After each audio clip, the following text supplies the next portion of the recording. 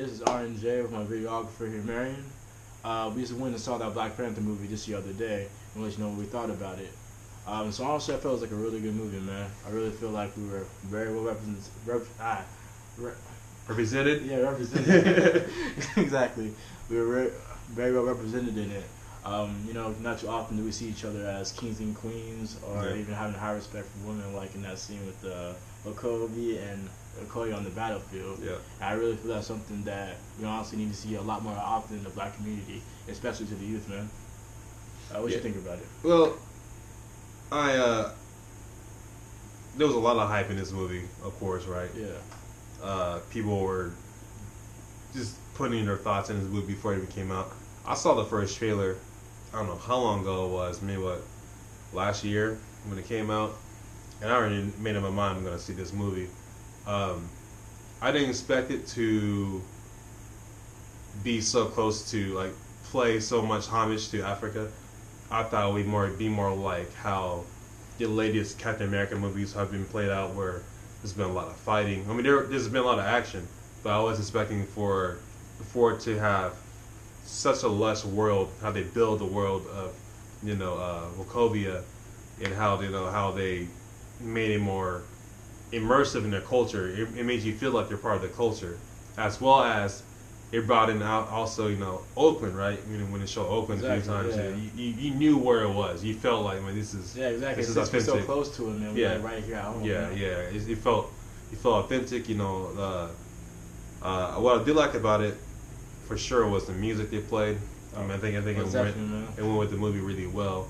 I felt like Ryan Coogler is probably one of the best directors out, like by far. He knows how to compose shots. I mean, I've been, as a videographer, I look at people's shots and I want to see why they did it, how they reveal characters, how does he portray characters, how does he portray, someone who's in a comic book, to make into a real life, person on the screen. So I felt like he was the best person for the job.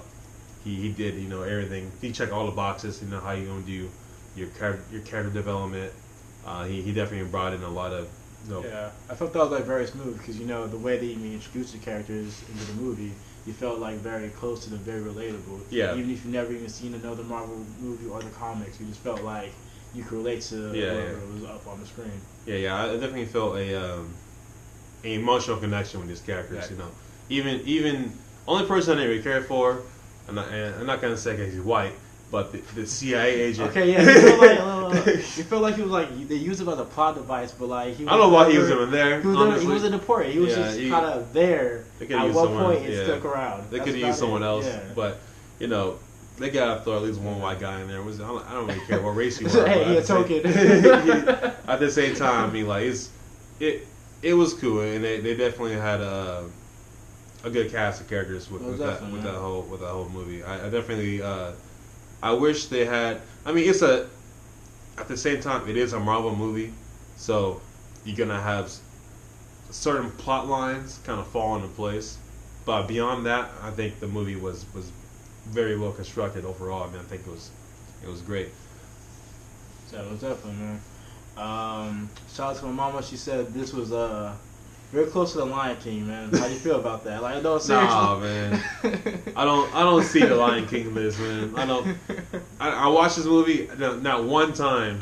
I thought about Lion King until like 4 minutes ago. And I was like, what? Lion King? Like, yeah, serious. And people saying, like, some people are saying because his father died, whatever, and then the uncle not the uncle, but what's it called? His uncle killed. His dad killed Eric Killmonger's dad. So it's kind of like they're close. It's like close, like you can say. You know what I'm saying? But I just don't. I don't see the connection. I don't feel that is Lion King. I felt like it's more like a revenge type of film where one side is a traditional, type of close knit community, traditional. I feel that. And then the other one was more like, I grew up with pain my whole life. Lost my father at an early age. I had to fight my way through the streets of Oakland. I had to survive and had to do what I had to do. And I felt that like it was very interesting because when he took over to become the next king of Wakanda, he actually didn't go. Talking about Eric Killmonger, or talking about T'Challa, whatever his name is. Eric Killmonger. Okay. So when he actually went to the point to actually go through the ceremony, he didn't go back to the land of his people. Mm-hmm. He actually went back to open the apartment. Yeah. I thought it was very interesting how he was still holding on to that pain, Well, whereas he wasn't surrounded by his people at the time. Well, he was surrounded by the only family he knew, which was his dad. Well, at least with whatever his name is, T'Challa, he had the benefit of having the previous kings in his life. 'Cause, Okay. he grew up in that whole area. He grew up in that world, so he's able to see the previous kings and the previous kings before him, plus his own father. So he had a line of structure to follow. Versus, Eric Killmonger, he just had his dad and that was it. So Okay. when he came back to the Astro Land, whatever we call it, zone, he went back to the one place he had family, was that apartment where that was his dad. So I thought that was pretty cool. How they kept bringing them back to their roots, basically, which is their fathers. That's actually interesting because one's an outsider and one has been with the land as well. Yeah. But we should talk about the world in general. So I feel how they built Wakanda. It was probably one of the best worlds I ever seen. If you compare to how they did to there's not too many movies out there that can build that type of world and make you feel more immersed to it.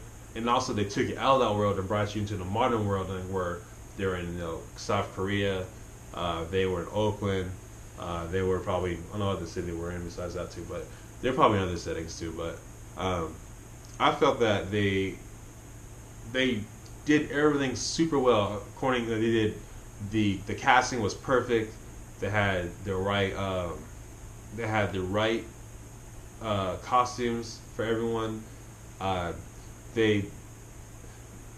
See what's cool about how they did the costumes for the women. Instead of having long, pressed hair, we see in America for black women. Now a lot of natural hair. You see a lot of natural hair. Some didn't have any hair, So it was more of a reflection of what African culture really is. And it's not really what you. Everything's beautiful to them. It's not a structured form of beauty like we have here in the States, where you got to look this way, otherwise you're not gonna look good at all. Yeah, I understand that.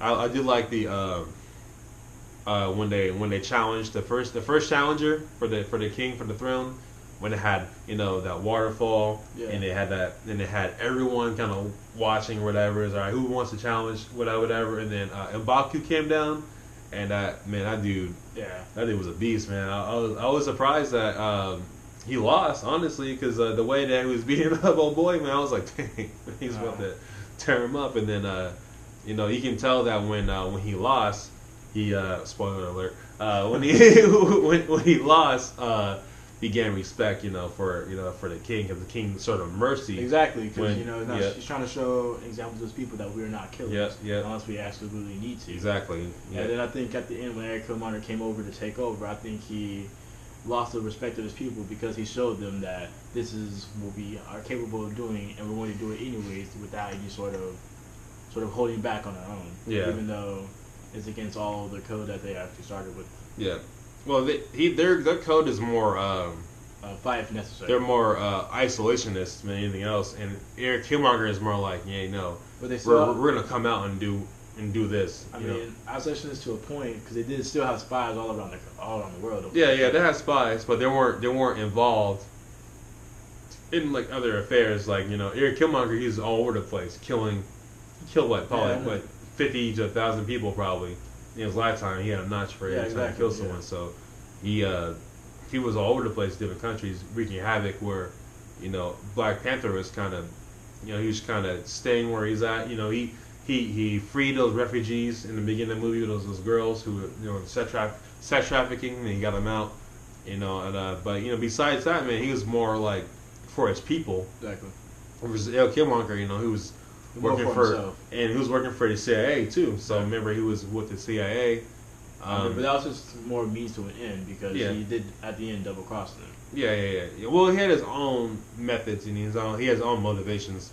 And his motivation was, you know, take back what was stolen from him, and you know, and I don't know how that would pan out if he stayed king. You know, if he would take over the whole world, or he's gonna, who knows what he could have done differently. I mean, honestly, he wanted the state of Wakanda to actually take over the world. Yeah. He wants that technology to be used everywhere. Well, just for our own people, because even though we would be considered outsiders, so he wanted us to have the power too. Yeah. He felt that, but he went through the whole pain of being black in America, you know, where, you know, in Africa, you know, they don't feel that pain. You know, it's different type of atmosphere in Africa than it is over here. I mean, over here we argue and fight over everything. You know, every little difference we got to fight about. The light skin, dark skin, East Coast, West Coast. I mean, it is what it is. Black people have been fighting each other forever in this country. And meanwhile, you see Wachovia, where you see how the technology brought everyone together, and no one's living in poverty, no one's in pain. There's no need to you know, people respect one another. You know, people respect the king. People respect each tribe. People respect, you know, their beliefs and everything else, and like they're more welcoming of that versus, you know, in Oakland, for example, where Eric Killmonger came out. You know, he's kill or be killed where he came from, so he has to keep that facade basically to survive. So I thought that was pretty interesting. Okay, I feel that, man. Well, man, it was good talking to you, man. Yeah, man. Alright, man, like I said, R&J, Marianne Williams. He was talking about the Black Panther movie. Yeah. Check it out if you haven't. Please, man. Yeah, honestly, please do. Don't bootleg. I cannot be tamed, but if I do take a shot, I won't miss where I aim. Refuse to be a damn slave, can't be controlled. The rap game, Django, I'm unchained, nigga. I'm unchained, nigga.